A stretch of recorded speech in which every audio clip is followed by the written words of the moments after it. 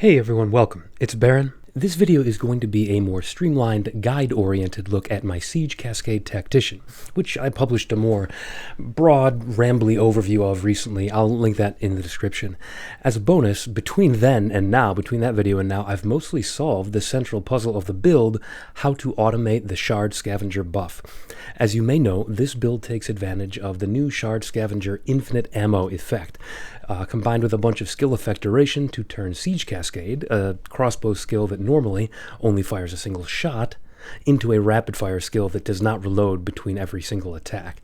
If you are unfamiliar, Siege Cascade is a skill that fires a shot up into the air, which then waits a second and then splits and hits targets. It hits enemies near where you aimed. It falls and explodes on each enemy near where you aimed. And the AoE stat, area of effect, it scales how wide that area is in which it seeks targets, so you can actually hit more enemies by scaling AoE. It also scales the AoE of the explosions when it lands. And then you can also scale projectile speed to scale how fast the bolt goes up and comes back down. So those are both important stats for the skill. There are effectively now, this is different than the last video I published, there are effectively two ways to play the build. For mapping, it can finally be run as a one-button build that gets that Shard Scavenger buff fairly reliably with no extra effort. Alternately, and this is my recommendation for facing difficult bosses, it can be run as a two-button build where a manual second skill needs to be pressed approximately every 5 to 8 seconds. The exact time depends on your skill effect duration. This is undoubtedly clunkier than the one-button version, but it does allow guaranteed uptime on the buff, and I'll explain in more detail when we get to the gems section, but essentially, the reason for this is we need to consume ailments to keep the buff up, and the automated method of doing this is much harder against high HP targets, like an endgame pinnacle boss. And you know, once that buff drops off, that infinite ammo buff, Siege Cascade reverts to its normal behavior of reloading between every shot, which just makes the DPS fall off a cliff at that point. So I just want to be clear about that limitation up front, since I know that needing to do multi-button combos, it's not everybody's cup of tea, honestly, including not being my cup of tea. So the fact that you have to switch to that for bossing is admittedly a downside for some people. Just wanted to acknowledge that. I'll also say that while one of the build's main upsides is being able to run it on a fairly tight budget, the downside is that it's neither terrible nor great. It's not a bad build by any means, but it's also not one of those clickbait, explode the whole screen, nuke the boss in 2 seconds type of builds either. Lightning Spear is always out there if you need something like that. This is just an average, fun build using a unique interaction. And on kind of a related topic to that, it's a little difficult to estimate numerical DPS for a build like this. The exact moment-to-moment DPS depends on whether you can keep the buff up, whether your explosions are hitting multiple enemies, how and when and where Herald of Ash is proccing, how much damage your companion is dealing and what kind of companion it is, all different kind of stuff. I think it's better to just eyeball what you think of the clear speed and the bossing damage in the showcase video rather than trying to rely on a DPS number. But with that, let's dive in. As I mentioned, the core interaction of the build relies on the new Shard Scavenger buff, which gives you the effect of not needing to reload your crossbow for 2 seconds after you consume an ailment or consume broken armor. Consume here refers to certain skills and effects which remove an ailment from an enemy in exchange for giving you some kind of boost or buff.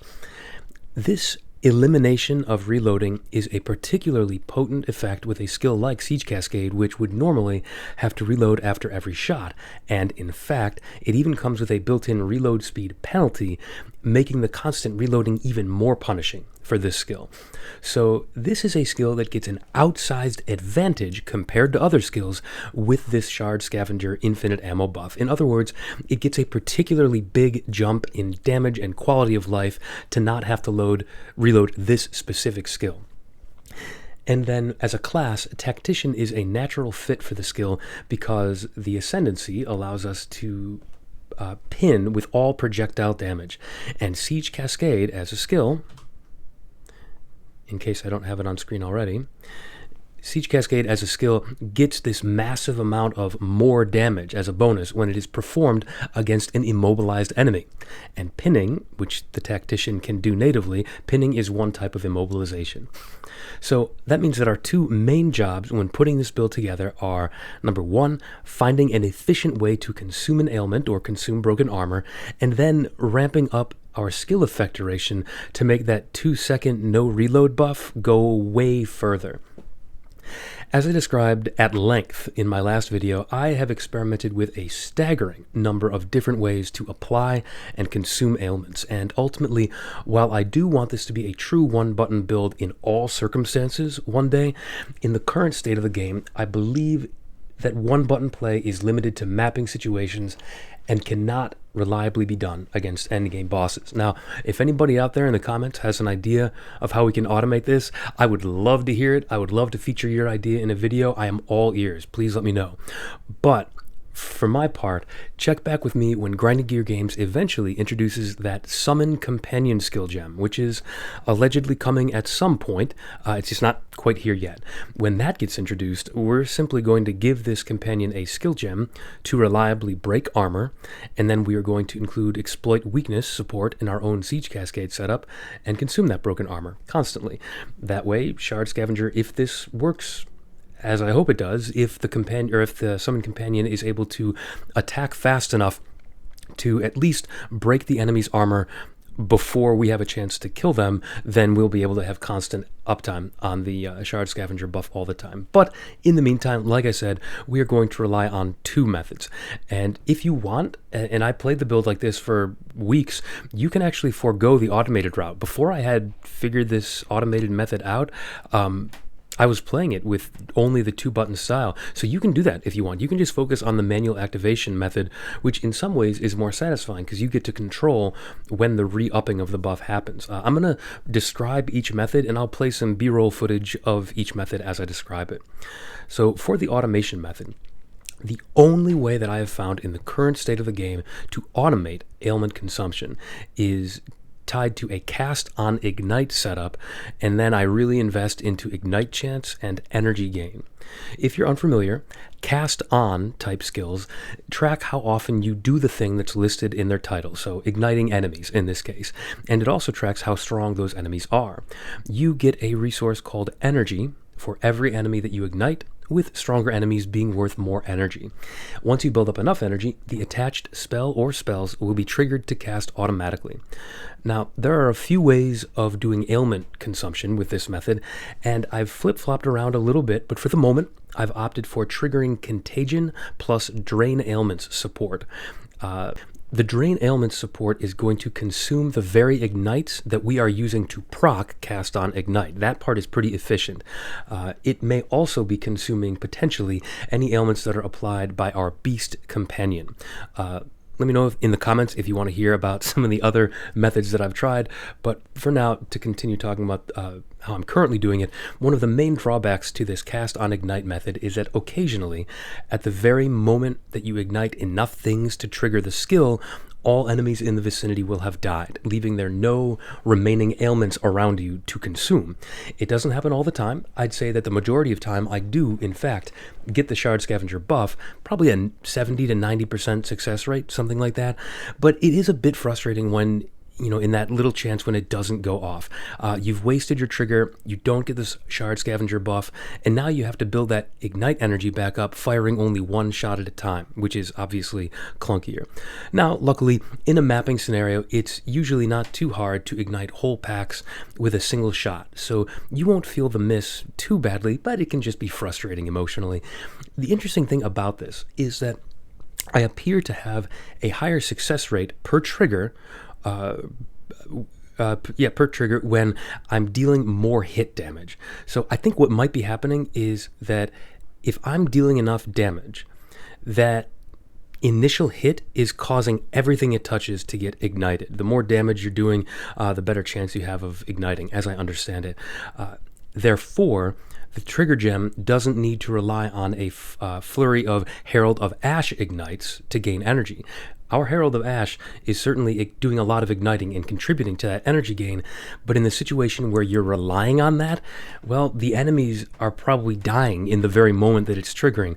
So, in short, as with most things in Path of Exile, you can solve your problems by getting higher DPS. You can more reliably consume ailments before all the enemies die if you're doing a lot of upfront damage with the hit. But in any case, that is the automated method. The manual method of consuming ailments relies on having a spear and shield set up on our weapon swap, and occasionally performing a weapon swap to use the Elemental Sundering skill, which has a couple of unique advantages that I've found make it the most reliable way to consume ailments for the moment. It's also the best way to consume ailments on a boss, since it can take a long time to ignite a boss, enough times to trigger that automated method.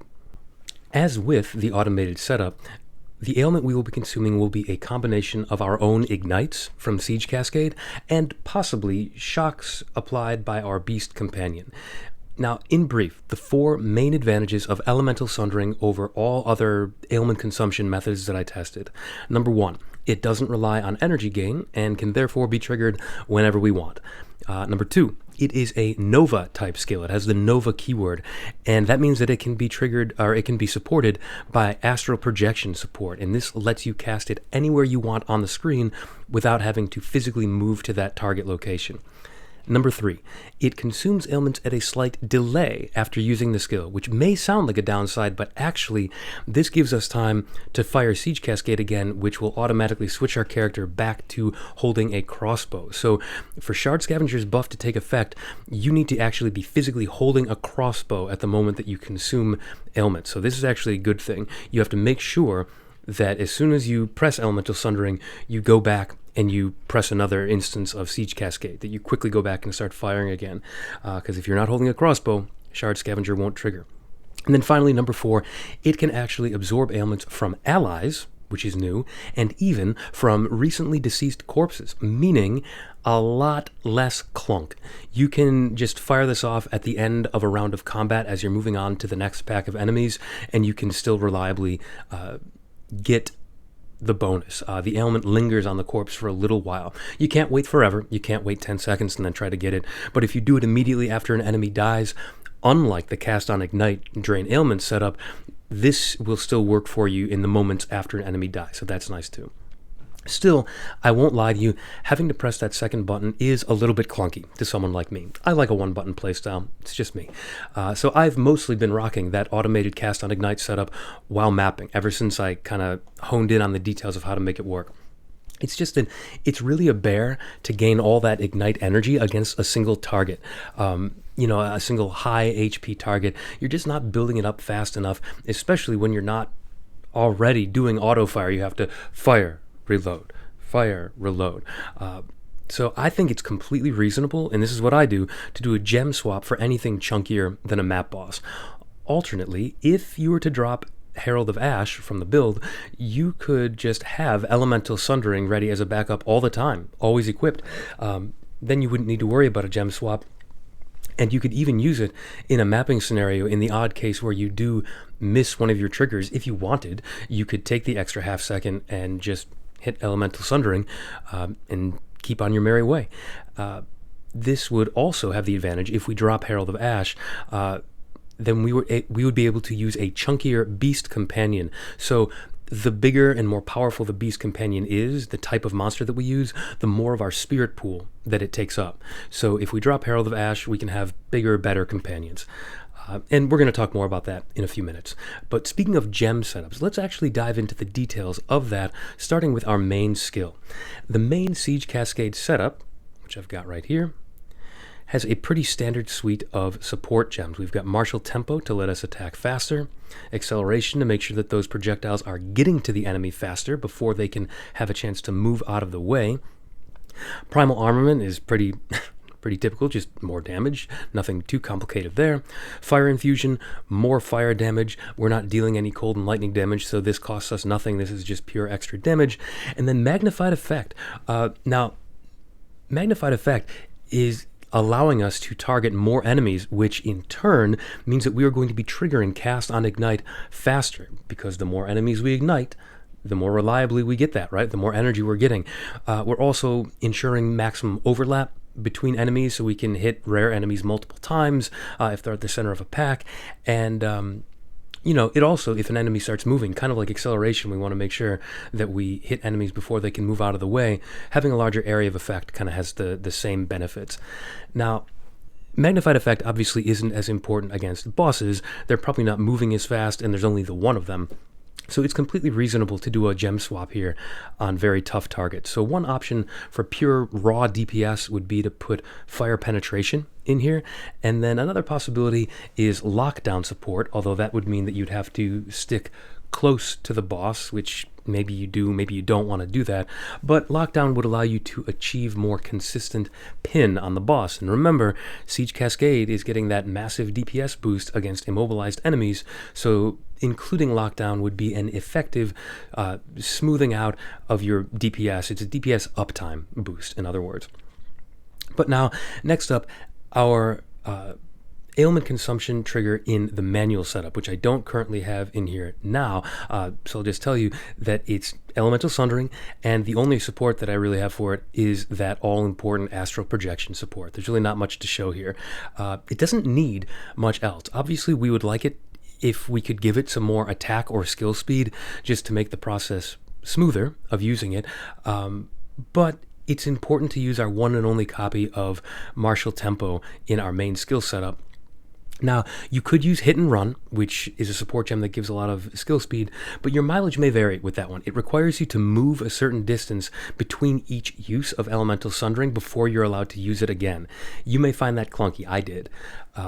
But for now, having a spear with a high weapon attack speed, which I do, that helps to make up the difference. Investing a little bit into weapon swap speed, that makes a lot of difference. So there are ways of getting around that without having good support for that. But next up, we've got Emergency Reload. This is a big damage boost to the next bolt we load into our crossbow. And of course, Shard Scavenger is preventing us from reloading, so that one bolt that we load in and that extra damage we're getting on it is lasting for the full 6 seconds of this buff. And then with all the skill effect duration we're stacking, that 6 seconds turns into a lot longer. In my experience, you can pretty reliably get this to around 2 full cycles of the Shard Scavenger buff that you're getting this emergency reload buff for. But you do have to make sure, 100% sure, that you are re-upping that Shard Scavenger buff before it runs out, or else you risk reloading between shots. The moment you reload, you lose this emergency reload buff. So, I'm pretty reliably able to keep it up for 2 full cycles, which is nice. And we are supporting this with Murderous Intent to give all our shots during that window Culling Strike, Premeditation to just further increase the damage boost, and Ingenuity to improve the cooldown recovery. It brings this skill back more often. It's got a very hefty cooldown of 45 seconds. So even with Ingenuity support, we are not going to have 100% uptime on this, but you'll still, it lets you use it more often than you otherwise would have. It gives you better uptime against bosses. Now, speaking of bosses, for situations like bosses and other semi-stationary situations like Trials of Chaos, strong boxes, that kind of thing, certain trials in Sekima, we've got Ripwire Ballista here, which is pinning, which is obviously great for us. This is something that will help us smooth out the pin buildup against tougher enemies, and we've also linked it with some good supports here. Totem placement speed is just quality of life, but overabundance will give us more than one of these. Helps pin even more. And then we've got Font of Rage and Font of Blood. Font of Rage helps us build up rage, we get more attack damage, and Font of Blood, life regeneration for us and our companion. This is just an easy win. Now, here, before we move on to talk about skills that are reserving spirit, this is where you would fit in. If you could drop some other skill, or if you could get an unset ring with the stats that you need, you could fit in something like Oil Grenade with Strip Away to apply fire exposure and improve that exposure with Strip Away, or you could use a flammability setup for cursing bosses. You would link that with Heightened Curse and Focused Curse. But, you know, this build is pretty tight on socket space, so at the moment I don't have either of those two things. Now, there are ways around this. If you have a companion that has the Ignites on all hits mod, my current one does not, but I've had one in the past, there's a support gem that just says apply fire exposure to anything that you ignite. You can just give that to your companion, problem solved. You get fire exposure that way. That's a good idea.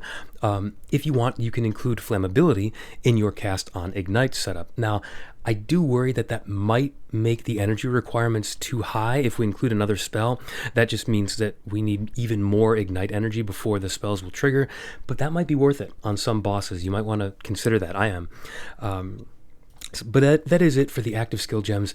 We've also got a good chunk of persistent buffs reserving our spirit. Tactician has that nice built-in ability to reserve a lot more buffs, and we're taking full advantage of it, believe me. And the strangest of them I'll talk about first, and that is a companion, Tame Beast. Tame Beast is an interesting one. Now, you've probably seen some other builds, plenty of them, that use Tame Beast just to get some aura effects. Lots of mods on rare monsters have good aura effects, and I would love to have a good companion with good aura effects, but this build actually leans fully into the companion theme. I am taking companion life and damage nodes all over my skill tree, and there's an appropriate notable that allows companion damage to apply to me too, similar to the node from Path of Exile 1. All of the companion defense nodes also contribute to my own defense as well. So I'm leaning into this for both our sakes, so to speak. Now, admittedly, we would get more damage if, instead of using those points on companion nodes, if I chose to run the Deepest Tower Helmet, like everybody else is doing, and then sub out those companion nodes for the usual low life nodes on the tree that everybody likes to take and pair with the Deepest Tower Helmet. But the companion nodes still offer a respectable amount of damage, not as much, of course, but respectable, alongside a big defensive boost and the ability for that companion to stay alive and continue applying ailments for us to consume in the cases where we're not able to. So when the Summon Companion gem is released, the one that lets us give a skill gem to a human companion, this build will have to choose whether we want to replace Tame Beast with that companion or take the Trusted Kinship keystone on the tree to have a second companion at the cost of some defense. That may be worth it if we are using the minion attack ascendancy Watch How I Do It, which I'm currently taking, which adds attack damage. So having more allies in your presence is just improving the the cost effectiveness of taking this node. You're getting more out of it. But in the meantime, we will be taking a companion with some beneficial effects. If you're not aware, if you just want a basic companion that has whatever mods you want on it, you can farm rare quadrillas and continually respawn them over and over until you get the one with the desirable effects that you want by using a checkpoint reset in Act 3 near one of the abandoned camps. There's always a rare quadrilla that spawns there.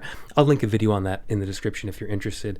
But Quadrilla is far from the only option. You probably saw that's not the one that I'm currently using, and I have gone through a ton of iterations about which companion I want to use. I mean, when it comes to these beast companions, I've played around with so many different combinations. And I'm looking for different things every time. So I'm playing around. I'm currently in the experimenting process even now. I'm playing around with, do I try to get a companion that is able to deal some measurable amount of damage to the enemy? Those are out there. I just need to play with the math. So like right now, you can see I'm using a Sun Clan Scavenger because their attacks have a more multiplier that benefits to an outsized degree from, again, our Watch How I Do It node. But like, look at this. If I open up my inventory here, I've played with Drudge Osiodons, Quadrilla, Rasp Scavenger, Quill Crab, Crab Matriarch, Prowling Chimeral, Dire Tusk Boar, Vile Vulture, River. Played with a ton of these, and these aren't even all of the ones that I've messed with. So the idea with the Quill Crab, this is one that you can only currently get in the Untainted Paradise unique map, and I was doing it because it was the only minion in the game that is natively doing cold damage.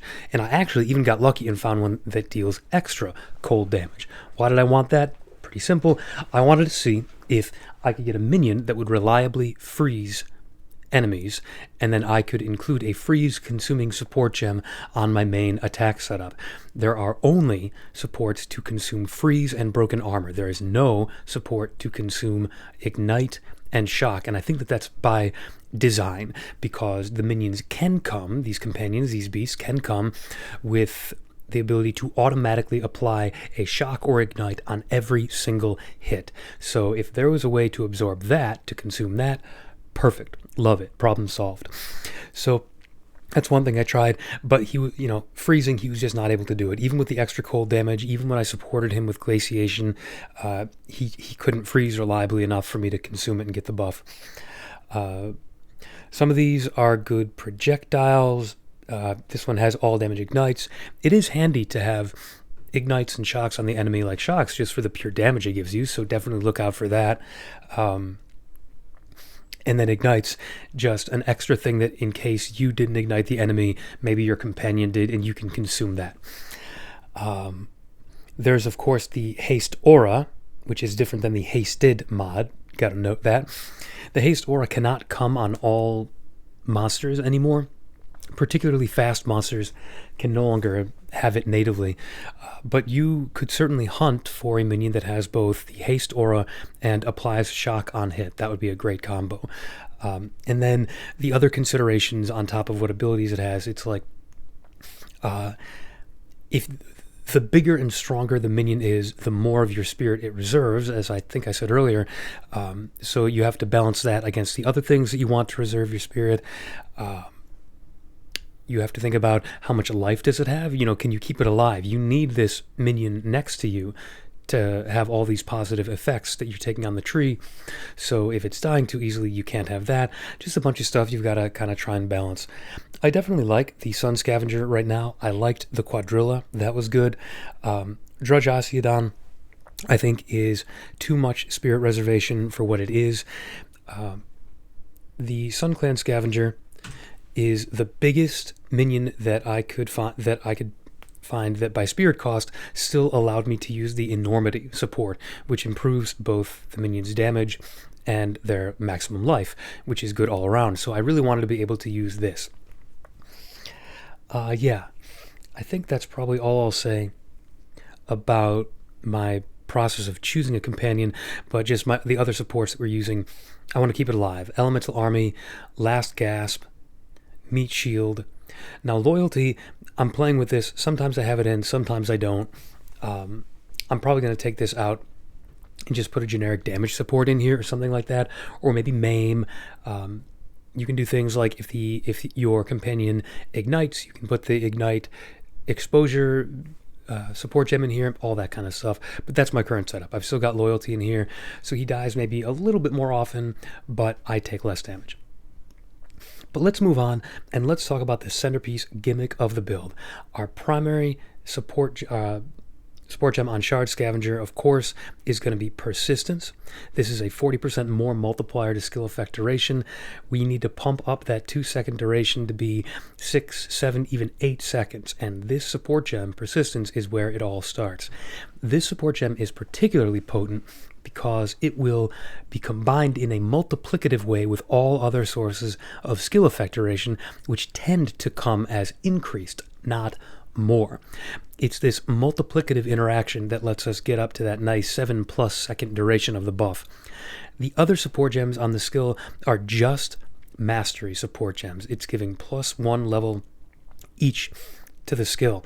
And fortunately, this skill, Shard Scavenger, has tags for physical, lightning, cold, and fire, so we can actually use almost all of the mastery supports. And the reason that we use these is that increasing the level of Shard Scavenger, it's just as important as increasing our skill effect duration, because increasing the level shortens the window before you can reapply the buff. Once you get that reapplication window low enough and your skill effect duration high enough, there is a solid 2, 3, shoot, you might even get up to 4 seconds overlap where the buff is active, but you are able to re-up it. And that just improves your odds of being able to go infinite, of being able to re-up it before it falls off.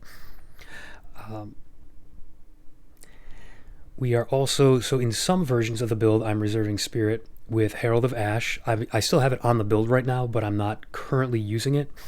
I may swap this out and just have, like I said, Elemental Sundering on my character at all times.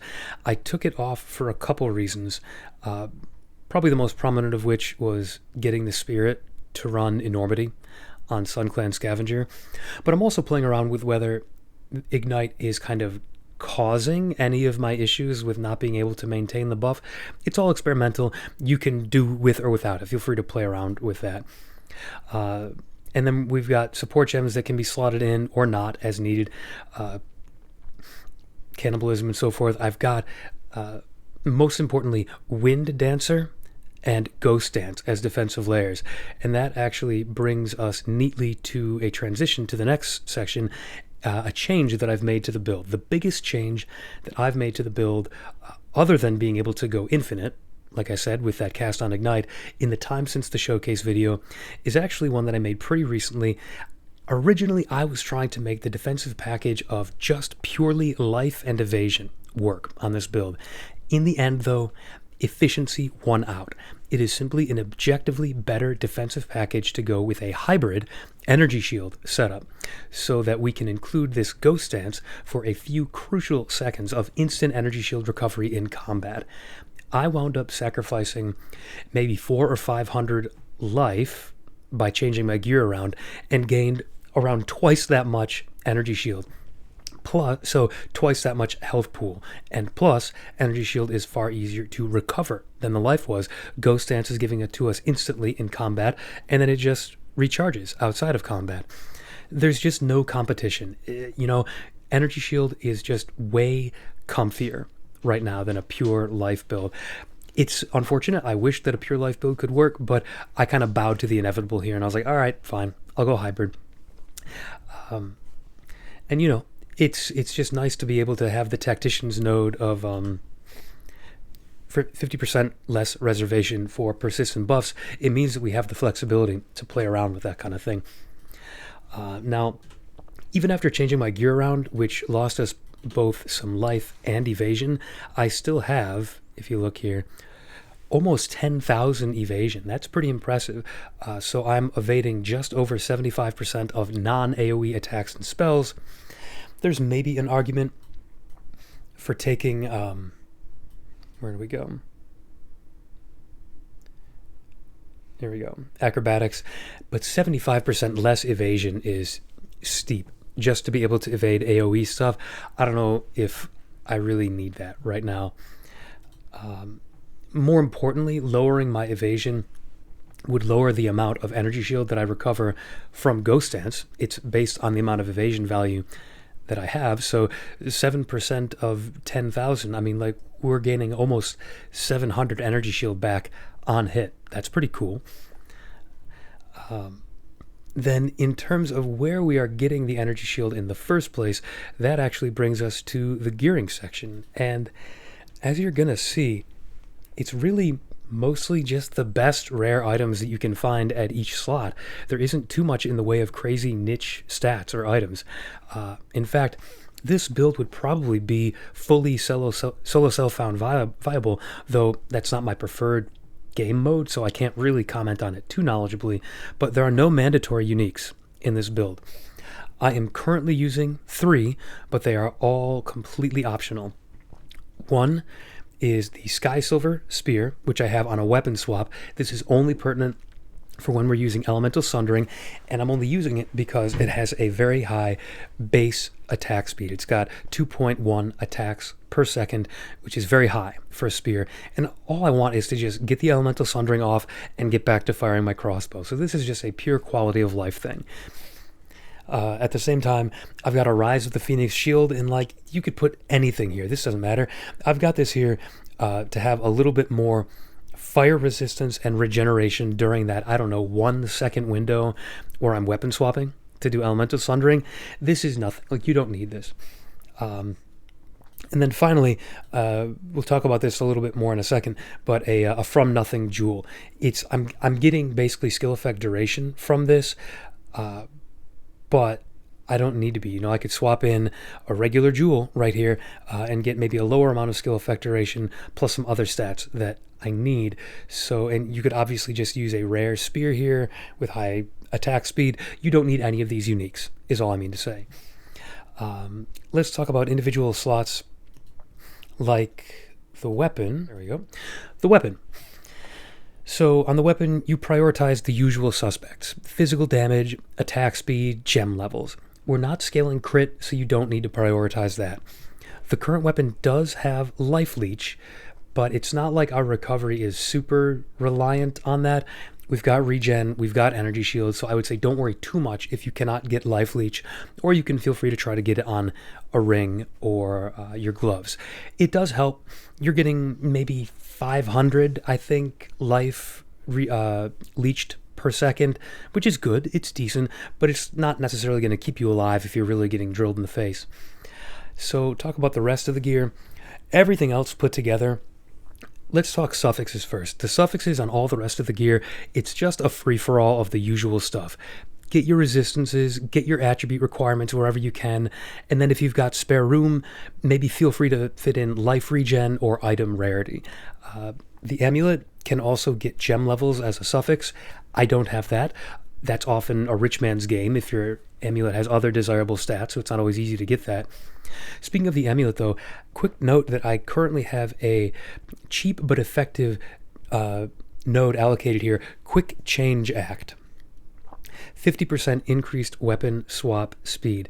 This is purely quality of life for weapon swapping. Honestly, I have not changed this out since I figured out the cast on ignite setup thing.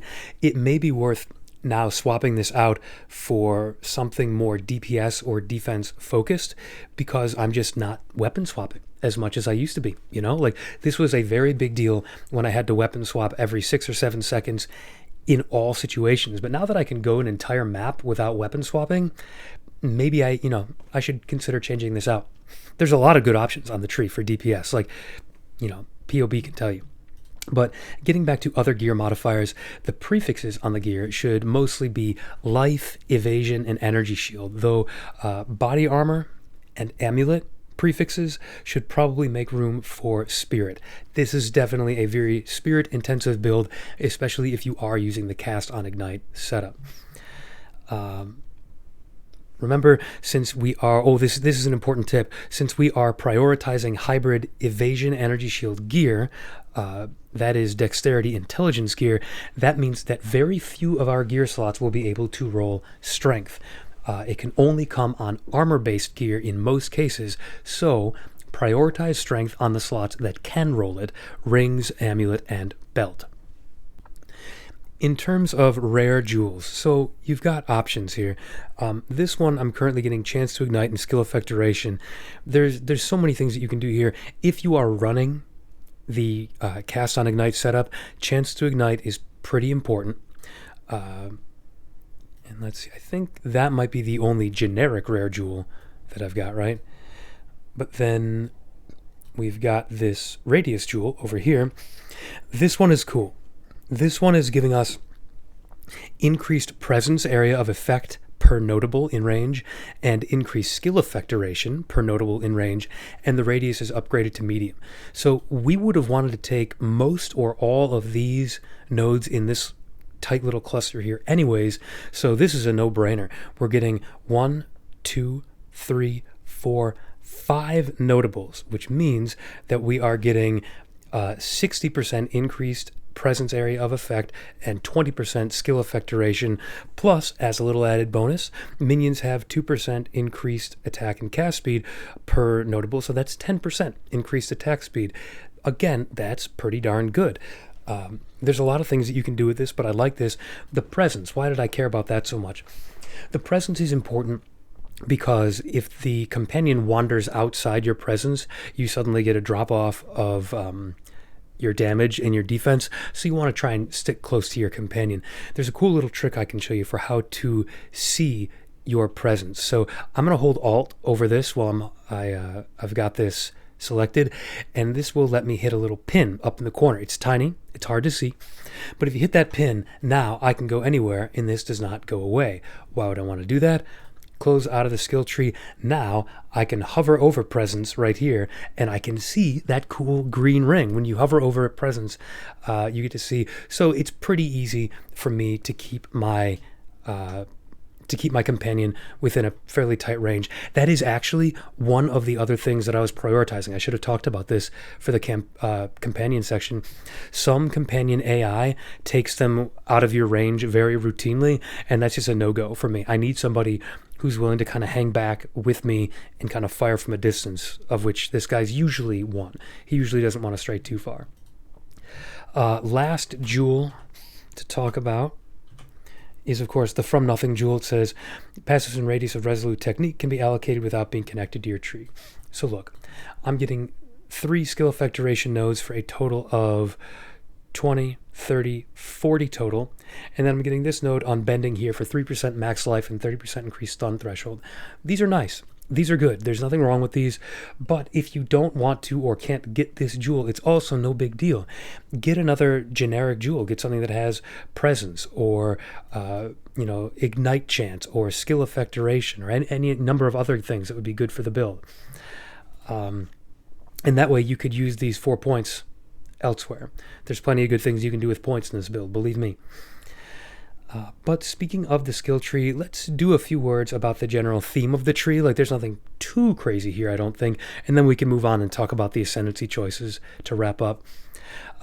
Generally speaking, the theme of the tree is companion stuff, skill effect stuff, general increased damage and attack speed, some defenses, and then pin buildup. So pin buildup we've got here.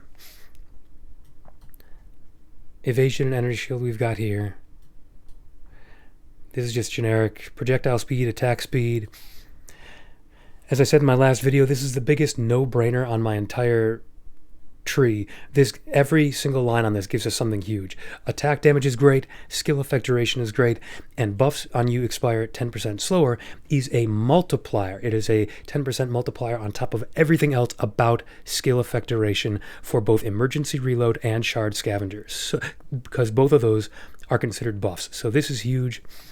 Projectile speed, area of effect for attacks is very good for the reasons we talked about. You get overlap, you get more enemies affected by your Siege Cascade and therefore faster build-up of ignites. Let's talk about the companion stuff. So we're getting a ton of, this is life recovery rate while in the presence of companion, a lot of increased defenses while in the presence of companion. So defenses is giving me both life, or pardon me, it's not life. It does not give you life. It gives you both evasion and energy shield. So that's a great reason to switch to a kind of hybrid, right? Before, these defenses were only giving me increased evasion. Now they're giving me both increased evasion and energy shield. So much more effective. Here, Emboldened Avatar, this is Ignite Chance. I could consider playing without these because this is eating up 3 nodes. It's not giving me too much. I just wanted to be really, really sure I was igniting all the time. This is great multitasking, skill effect duration, and cooldown recovery rate, which helps with emergency reload. This happens to be in radius of the radius jewel, so we would have taken it anyways, but it's giving us 5% of physical damage from hits taken as elemental, and increased elemental damage with attacks. That's great. We would have wanted to take it anyways. Here's some more companion stuff. Companions gain your dexterity and 15 to dexterity, so that's giving them accuracy. Basically, that's the native effect of dexterity, is they get your accuracy. Attack speed in presence of companion, and companion has attack speed. So these nodes right here, there's a ton of these nodes all over the tree that they all read the same thing. Companions deal 12% increased damage, and then also 8% increased damage while in the presence of your companion. Well, with this node over here, Inspiring Ally says increases and reductions to companion damage also apply to you. That means that every single one of these nodes technically reads you have 20% increased damage. So this would actually be hilarious with a Titan who has double effect of these nodes. That makes me want to do a Titan companion build. Companions have 20% reduced reservation, no brainer. Life recovery from flasks applies to companions. I'll every once in a while tap a flask, even when I don't need it, just to help my companion recover. I might navigate towards attack speed per dexterity, but I have a lower amount of dexterity than I did earlier in this build, so this is not as attractive of an option anymore. And then right here, enhanced reflexes and bestial skin, just a bunch of evasion, just straight up bunch of evasion here. And I think that's pretty much it to say about, let's just quick jump down here. Companions gain your strength and 15 strength. So this is giving them additional life as well. So that's good. But that leaves us with the Ascendancy. The first 3 nodes are all no-brainers. Make all projectile damage pin with suppressing fire. Pinned enemies cannot perform actions with right where we want them, so that turns pin into effectively a freeze. Previously, pin would stop them from moving, but they could still cast any spells or ranged attacks from where they were. This way, they are completely frozen, can't do anything. And then the third one is persistent buffs has 50% less reservation. That's huge. Any build would love to have this. The last one is one that I kind of played around with a little bit. You could take Cannons Ready, the totem-focused one. Totems have more skill speed, but they only fire when you do. All that would do in this build is give your Ripwire Ballistas a little bit more pin build-up, so that was kind of underwhelming. Supporting fire. So I actually made this build originally thinking I might take supporting fire, and I don't know. I might play around with doing it at some point, just for fun. It gets accuracy and damage from your attributes, so that's interesting. The problem with this is the death from above. All it does, these minions don't do anything other than when you command them to do death from above. It's a huge attack damage bonus, but the cooldown is 40 seconds, and I just don't know. This is clearly a single target only thing. Does this do enough to justify the Ascendancy point? Because it does not benefit from any of the companion nodes that we're taking on the tree, right? So I might experiment with it, but this also seemed underwhelming to me. That was annoying. Banners, I'm not taking banners with this build. Like they cost more reservation, and I don't need them. So I kind of defaulted to watch how I do it. Allies in your presence gain added attack damage. This will be hopefully more impactful when we get that summon companion gem, and the armor break that they inflict will be based on the amount of damage they do, and this is giving them more damage. But the other kind of key thing that's cute that this gives us is the small node gives us 20% increased presence area of effect, which you know that I'm trying to get on this build. So definitely a plus there. Anything else to say? I would just say this last one is clearly our least impressive Ascendancy node. We're really relying on the other 3 in this build, but it's nevertheless fairly helpful, and it's worth taking the 4th trial to get it. So I think that is it for the build. We've talked about the general way the build works, the gems, supports, the defenses, the gear, the skill tree, the Ascendancy, all that good stuff. So all in all, what do I think of the build? I think it's fun. It's been an incredibly entertaining puzzle trying to solve the shard scavenger problem. Is this my favorite build that I've ever played? No, it is not. I'll probably be moving on, doing other stuff. But I think it's a lot of fun. I think if you like the crossbow Siege Cascade style, it is worth a shot. But as for me, I'll probably be putting the finishing touches on this and working more on my bleed block Warbringer for my next video. So in any case, I have got a POB link down in the description if you want more details.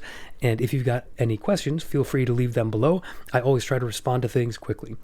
Thank you very much for tuning in, and take it easy.